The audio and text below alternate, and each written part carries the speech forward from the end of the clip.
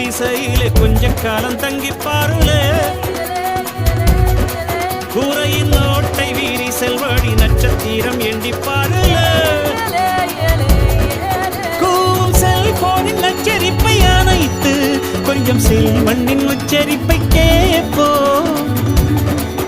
வெறும் காலில் செருப்பின்று நடந்து மண்ணோடு பேசிக்கொண்டு போவோம் மடலைகள் ஆவோ